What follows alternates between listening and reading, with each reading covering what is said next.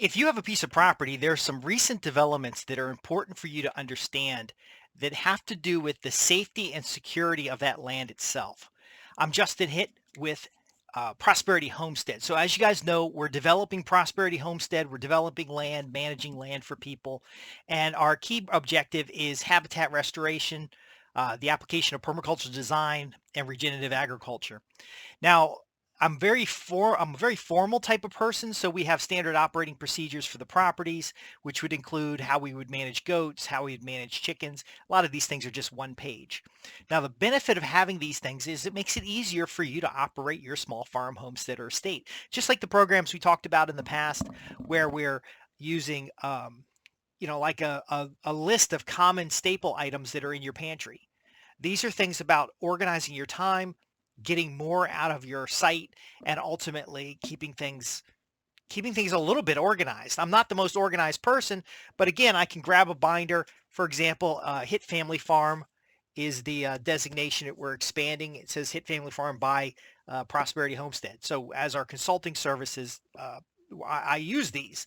But again, I document the maps of the location. Where are the human exclusion areas? So we have wildlife areas designated. What were the results of the conservation biologist coming out? What were the results of the timber consultant coming out?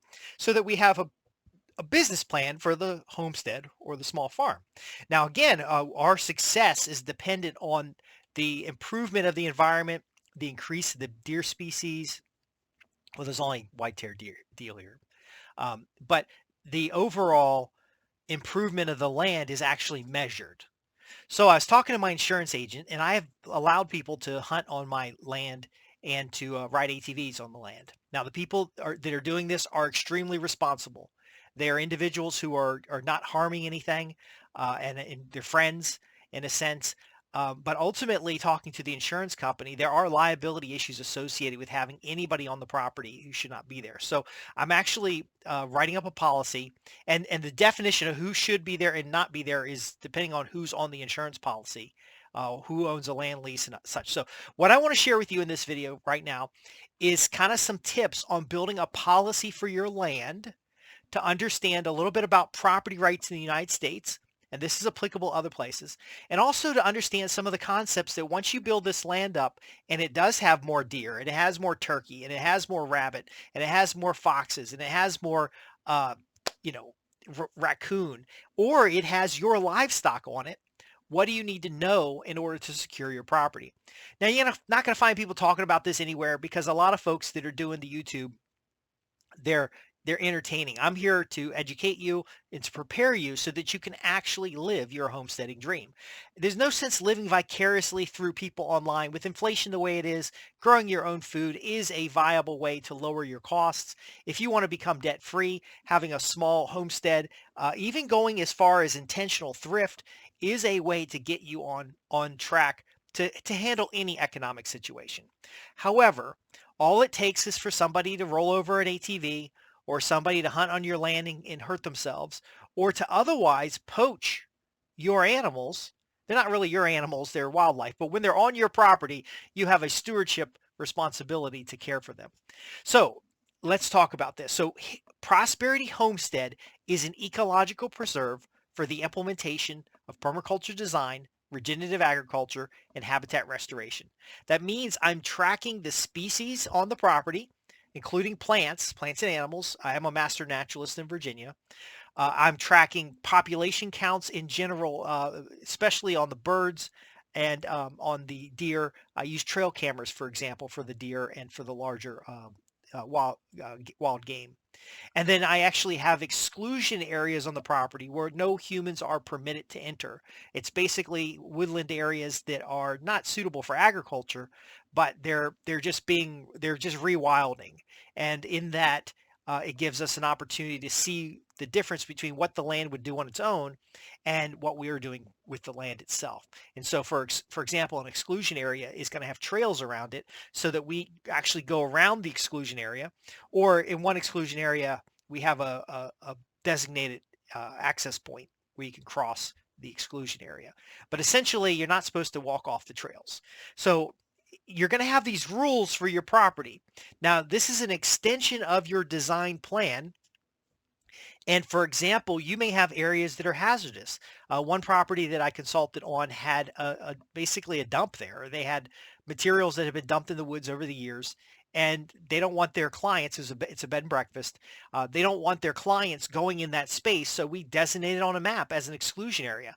And what that means is that any of the maps or information given to the guests basically says it's off limits, employees only. And this is a very simple thing to do, but it starts with expanding that plan into the policy. If you don't want people to go in that area, then you put it in the policy. And then next from that, what are you going to do to improve the area? That goes into a plan. So on my property, according to the insurance agent, and according to some of the legal counsel that I've been working with, and I encourage you to check this stuff out for your home state. In the state of Virginia, there are trespassing laws as well as rights to retrieve animals associated with hunting. So my property, I don't have problems with the people who hunt with permission. However, I do have people who walk onto the property and hunt when they're not supposed to be there. And then that's a problem that you might have when you have a little bit of land. So the policy, and this is only in draft right now, says hunting rights are only available for qualified individuals who have attended a work week. Okay, so these are people that I know, that I interacted with. I've seen them work for a week. They came out and camped. By the way, our property has work weeks where we have educational training as well as trail maintenance. It could be, deer, planting deer plots. It could be planting, paddocks or setting paddocks up for the goats or the other animals.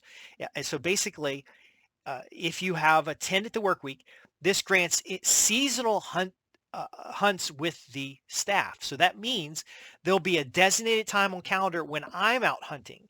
Now, I'm not very good at hunting. One of the reasons that I encourage my friends to come out and hunt or even invite them to come out and hunt is so that I could go out with them and learn how to hunt. So this doesn't really impact some of the people that are were given verbal permission to go out on the property. But if there is, when I talk to the insurance company, the only way a hunter who has my permission to hunt on that property is covered by insurance is if I am out there with them or some individual who's already on the insurance policy itself. Now I can put that individual, I can put the person who's hunting on my insurance policy, but that increases my cost. And it in fact increases my cost greater than, so the habitat restoration, the trail maintenance, the things that bring high quality deer to the property actually is far more expensive than the meat that they could put in my freezer. So the deal I had before was when they hunt on my land, I can I get the first deer. I pay for the processing and I get their first deer. And they can hunt the full ticket, they can hunt my ticket, or I'll be there with them so that I can learn how to hunt. But again, on the two properties that I have in my region, I have to withdraw their rights because allowing a hunter on your property to hunt puts you up for legal liability associated with their activity, which is most of the people, you're not going to let some idiot go out and hunt, but the cost recovery of their hunt because they're lowering the population is something you have to work with. Now, again, for majority of my friends, this won't impact anything. I've already had the one guy I have in mind. He's already been out to camp on the property. He's come out and helped with stuff. This is not a problem for him. And then when we go out, the difference is that I got to get up at 4 a.m. and hang out there with them to go hunt, which is something I'm learning to do already. So again, there's a policy for your property it's about hunting. When are people allowed to hunt? Now, some of the properties I've managed or I've seen under management, they're going to have a 2 weeks of maintenance and checking the stands. This is all out of season, and then camping on the site, cleaning up the area, preparing it for the season, and then they're going to come back in season and have a hunt party and just basically hunt and camp and do all the exciting things that's really a good lifestyle thing. And that's how you do it. And that's how they were doing it. Because if you just say, hey, yeah, you can go hunt out on my land. Here's the address. Just let me know when you're out there. It's actually a big problem. What if someone else shoots them? What if there's another person out there? Also, from the hunter safety programs, you don't want to be out there by yourself anyway. So why not be out there with a property owner? Next, I have to declare that all unauthorized trespassing will result in legal action. Tampering, and this I'm reading from my policy here. This is just the draft. Um, Tampering with trail cameras, conservation areas, or program sites may be subject to state and federal prosecution. Now I have to declare this because when I'm partnering with somebody to grow hemp, or I had to get a license to have certain animals out there, or certain, wildlife interactions. There are federal and state laws associated with that. So if somebody comes out and I got a creek running and they decide to modify that creek for whatever reason, that um, there's federal laws associated with that. And I don't mean to sound very legalistic. What I want to do is protect you as the owner of the property, so that you can maintain this land in a way that serves your family and your community. And so that when you do have friends over to hunt, or you do have friends over to visit, they are following the rules and regulations. So as an agricultural property, I have to comply with ecological requirements, um, runoff requirements. There may be inspections of animals. There may be certain fencing requirements. It's different in every area. So I have to declare that the goat rotation is a program site. If I'm having this this goat system running on my land and someone tampers with that, which causes my goats to get loose and go eat the neighbor's garden, there could be a state level trespassing or a state level damage of property that is created by somebody being where they're not supposed to be.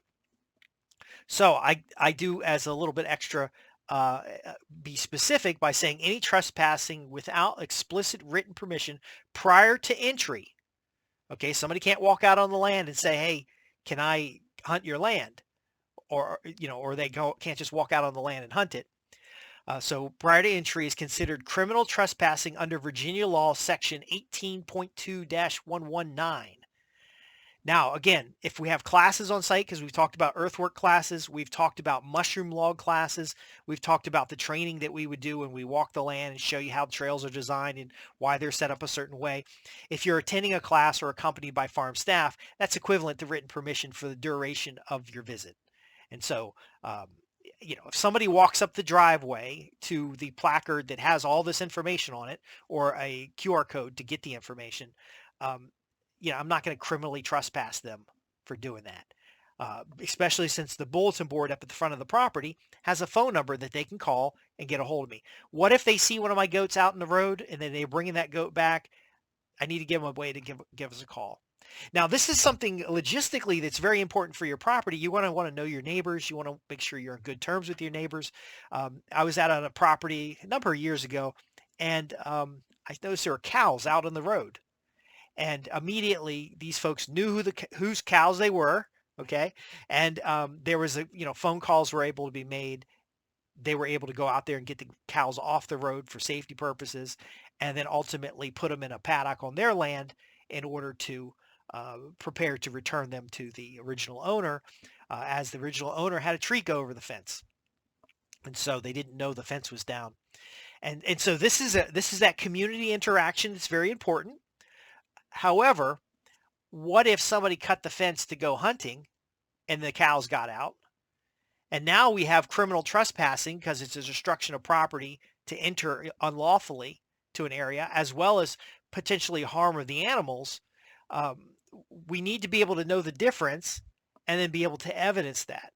So the animals have to be able to be safe. So in my particular property, I'm going to need to design a small corral at the front of the property, so that if that ever happens with goats or pigs or anything gets off the property, they can be put into the corral area. They can be returned to the property and put in the corral, and then from that point, the person doesn't have to come onto the property. So the design keeps the people on the edge of the property where it's appropriate, which is your driveway coming in, the same driveway where the UPS guy is going to come in or the FedEx guy is going to come in, and then next to, beyond the drop box for packages, will be a small corral area where animals can be loaded and unloaded, but they're able to safely land on the property and then enter the fenced areas without having the concern of somebody walking up to the house with your goat in their hand.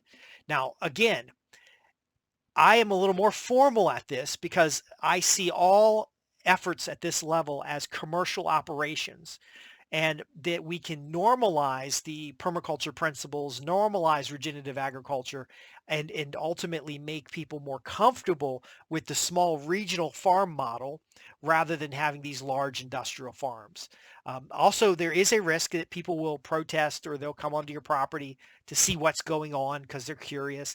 I want to go ahead and upfront make it clear that there's no, it's not permitted. Now, the next part of the policy is really about the signage, because you will have to have signage. So the insurance agent who insures farms, and I have an agricultural activity, but this does apply to a homestead or a hobby farm. So I state here, property designation is indicated by no trespassing signs at entry. Okay, I'm not going to go have to put signs all the way around the property, because in Virginia we have what's called the no hunt purple. So basically at the perimeter, there's going to be um, the purple uh, marker on a tree. It's I think a 4-inch rectangle about that wide. Anyway, your state probably has something similar, but your property must be clearly designated before you can criminally trespass somebody. Now, will I criminally trespass anybody who comes out on the property who's not supposed to be there? Maybe, maybe not, but I should trespass everybody, but there's the potential for someone to get lost and to simply turn around and go back the direction they came, or to escort them out to the main gate and let somebody come pick them up. But there has to be the statement: no entry is permitted beyond this point except without. Okay, so I got to clean this up a little bit. So basically, no entry is permitted past that point except with first contacting farm staff, and I include the phone number, which is our company phone number, 877-207-3798. So if they don't call this number before they cross the entry point, because there are legitimate reasons to cross the entry points, then they're assumed to be criminally trespassing. And now, so the secondary paragraph here is you have the right to retrieve hunting dogs or recover injured game under Virginia Section 18.2-136. So, but I'm asking them to please leave their name, telephone number, and entry point before entering the prohibited area. Okay, so this is important. You need to know someone has entered onto your property, because as you're going through the property, if you notice something that's been tampered with, or you notice, I've seen boot prints or gloves left out in the woods, or we have a lot of weird chairs just sitting around. And so I'll always tip up the chair so they don't get full of water. But if I ever find that chair in another location sat down, that means somebody's been using the chair to hunt. That's not appropriate. Now, the last thing I do want to make clear for anybody who enters the property, and this policy may be bigger or maybe smaller. I'm going to try to rewrite it so it's nice, easy to follow language. But I do have to have my insurance company to review this policy, because otherwise my insurance premiums are higher. So, but ultimately I do disclose that property contains several gun ranges for private firearms training. So these gun ranges are not permitted with the state. They're not gun ranges that I have to have permission to have. They're for private use only. But it must be clear to people that there are folks carrying guns around this property, and there's the potential for there to be a firing range. So now I have to tell people how to enter it. So it says the only safe way to enter the property is from the front. So you must come in the front of the property, which is gated, which has got signage and everything. And if the range flag is up, call the number on the post for the further instructions. So we're putting up a range flag, and it's going to have, this again is for insurance purposes. The range flag has a little sign on it where I can just real quickly with a wax pencil write my phone number down so that somebody can call me and I can say, okay, we're going to cease fire on the range and you're going to come out. Now we're shooting 22s. Me and the kid are plinking targets, and maybe a 9mm pistol or something like that. But as you know, last hunting season, I had a couple folks over. We sighted in 50 yards for hunting rifles, and I say firearms. I don't list out that there's also a bow range on because it's the same range flag. But my point is, um, make sure you disclose that it is dangerous on this property and that you're not to enter for any reasons, because some people are going to be upset that you're saying you can't enter. This is not Fort Knox. There isn't a giant 12-foot fence around the property, even though I have seen one property that they were having so many problems with deer. They put a 14-foot fence up around the entire 5 or 10 acres, and it still didn't keep the deer out. They actually had deer hung up in the fence sometimes, but if you left the gate open, the deer would come. The deer are smart enough to come through the gate. My point is, though, is that if you're going to invest all this time and effort in building a homestead or a small farm, you want to make sure that the safety of your animals is strong. So anybody who can hunt a deer can take home a goat. Okay, so if you can process a deer, you can process a goat. In the case of the small pigs that we're looking at raising, a regular guy or two guys can carry out one of those pigs. And so if things get tough and people are looking for food, it has to be clear that this is not a public grocery store. It's a farm operation. In fact, I've mentioned before that the contracts that I have on raising those animals, that any loss due to predators, any loss due to theft, any loss due to just the animal dies, it comes out of my share. And so if I'm going to have a viable farm, I've got to have the safety of the animals clear. Another factor is very important is that there are coyotes out there and there are bear on the property. So people could get hurt by things that have nothing to do with the farm itself. And so we want to make sure the liability insurance is correct for the people who are authorized to be on the property. Now, in the case that we're hunting, if we're on a fence line, shooting coyotes because they're taking the goats, I need to be absolutely sure that I have a clear backstop, because it is typical on farms to shotgun a raccoon that's in your chicken coop, or to shoot a coyote, or to deer hunt, or to turkey hunt, or to rabbit hunt. All those things are typical on farm activities, especially for smaller farms, but the general public doesn't they don't have that concept. So what we're working with here is a legalized society when it comes to insurance, when it comes to um, access to private property, which is just fine. We also have the realities of agricultural properties or small farms or homesteads, that there will be animals wandering around, and those animals are there's ownership there, especially if the animals you're depending on as a family to put food on your table. And then finally, there's the neighborly friendliness. Um, I I don't have a problem with people coming on the property and traveling on the property, or to cross the property for legitimate reasons when it's a rural vacant piece of land. But as the land is developed, I'm learning more and more that some of these rules I've seen in the past that were pretty strict. So for example, I saw one property that was just hunting land. It had a little hunting cabin. And I'm pretty confident that if you approach that cabin without checking in at the for the front gate, so there's a gate and a little gatehouse, and you could, this was a while back, you could pick up the phone and it would ring in the cabin. And I'm very confident that if you approach that cabin without first checking in, that you'd get shot. Okay. Not because the person's paranoid, not because they're a prepper, but because they're actively hunting.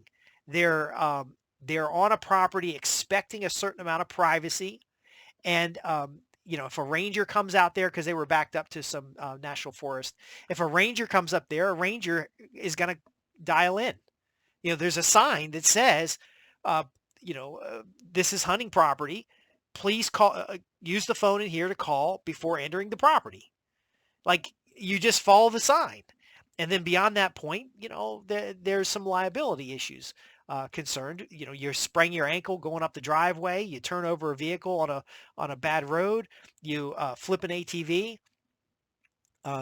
So my insurance explained to me that I can have UTVs, mini trucks, and full size vehicles on the farm, but ATVs, your uh, quads, or your go-karts, things like that. I can't have any recreational vehicles out there. Even dune buggies would be kind of questionable, but it's a very important thing to look at, because again, it's going to cost you $250,000 to get your small farm homestead or anything up and going. If you're at the estate level, you're looking at, $1.5 million to get that thing up and going. And yeah, you might start out on a little 4-acre piece of property, but as you start accumulating the land around you, as you maybe find a larger piece of property, these elements we're talking about here, your farm policy, are critical. Now, for people who have guests come on their farm, so perhaps you're selling product from your farm, or you're doing tours, or you have other programs within your small farm. So, for example, there's a nonprofit organization near here that it has llama and camel and a bunch of different. It's a wonderful organization. They actually have a large electric perimeter fence and designated parking. And then the signage is very clear that if you're not a guest of the programs that are there, you wait outside the gate. Now, they don't do this to be mean. They even host 4-H there and other things, but even within the property, there are designated areas where people can move, and then some of the animals in the rescue program or some of the specialized animals that they have exclusion areas where you can't even walk up near the animals unless there is a person there, staff member there, um, to brief you a little bit about the association. They have some birds there that get really they get a little frightened when there's noise, and so to maintain the health of the animals, there's rules about what food can come in. There's rules about what you can do when you interact with the animals. So you get feed from them in a cup because every animal has a different diet and different food. So it's not unusual to have these things for your small farm or homestead, but it's not typical of what you're going to see when it comes down to the advice that's given online.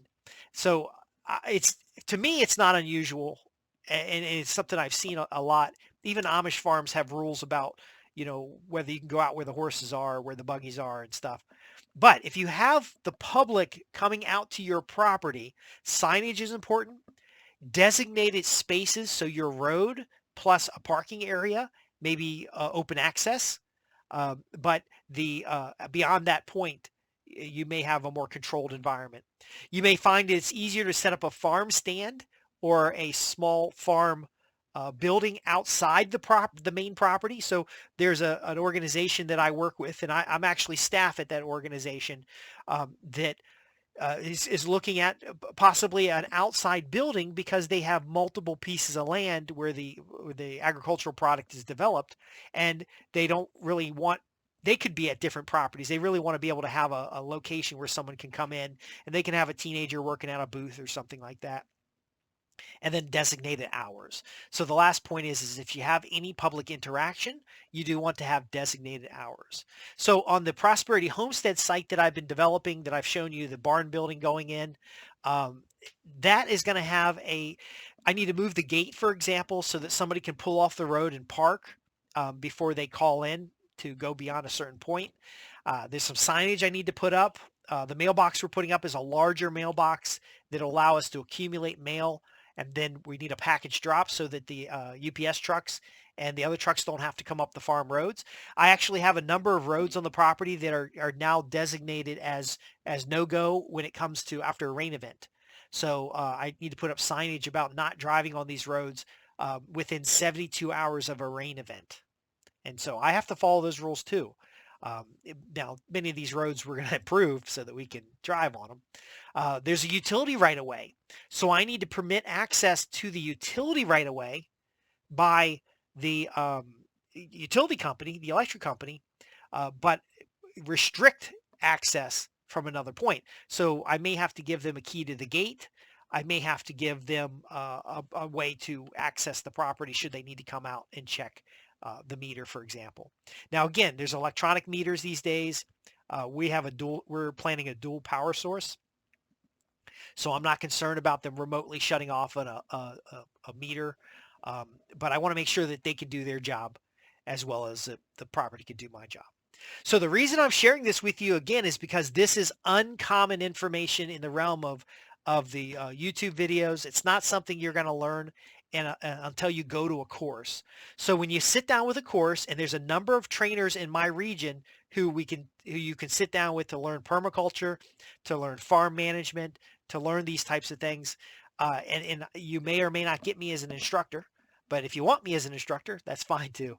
But the key point is that you got to understand this exists, because you will have to restrict access to the property. And as you develop the property, it's your family that should primarily benefit from the development. And then ultimately the safety of your animals and the safety of the people on that property. That's the person ethic in the permaculture design. Um, it needs to be thought about, and thought about in advance. Now, again, when I say policy, I'm speaking with my risk management hat on, and but it could just be a little three-ring binder that you have at the office, and then maybe a PDF document or something that people look at. If you ever signed up for an on-site permaculture course or a natural building course, they usually have you sign some kind of waiver or sign something before you're there, so that they're not requiring that because they're legalistic. They're requiring that because insurance requires it. And so if a straw bale falls off a second story building and lands on your head, that you could actually get the coverage that their insurance intends. So I know this can be a heavy topic. I've covered it in brief with the draft of my farm policy that I'm putting together this morning. I guess still got to make some more calls to insurance because we're putting in some lockable containers first, then fencing, and then finishing off the barn. So they're going to want to we may be able to step into that and pay a lower deductible up front, and then increase it as the animals come online. But if you have any questions about this or anything else we cover, you want to go to www.prosperityhomestead.org and go to the contact page and ask your questions. We want to help you develop a property to be that forever home, that paradise of your own, that oasis or Garden of Eden for your family for generations to come. The challenge with that is that when people see how nice your stuff is, there's a freeloader, there's a psychological element where they are like, well, I can just go use his property and benefit from it. We don't want that. And when it comes to private property, it's very important that you can benefit from your labors by maintaining private property, and that law enforcement or other folks who fire department, for example, who have legitimate reasons to enter your property can do so.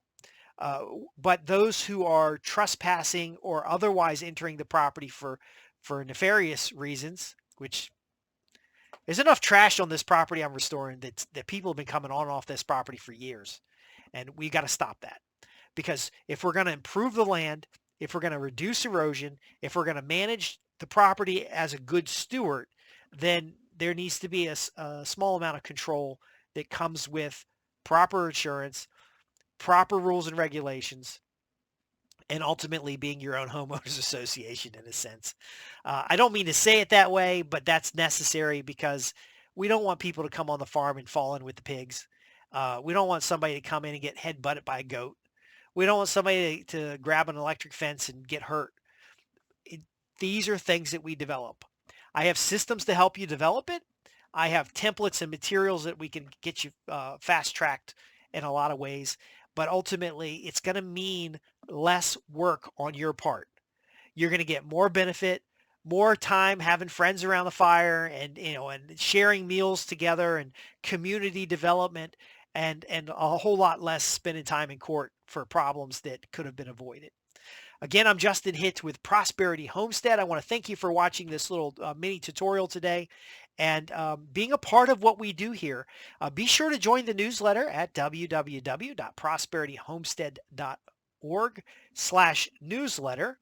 And if you have questions, I look forward to them in the comments, and also through the website contact page. And remember, this is syndicated on like 20 different locations. So if you don't hear back from me in the comments, please be sure to get to the contact page at www.prosperityhomestead.org. I'll see you in the next one.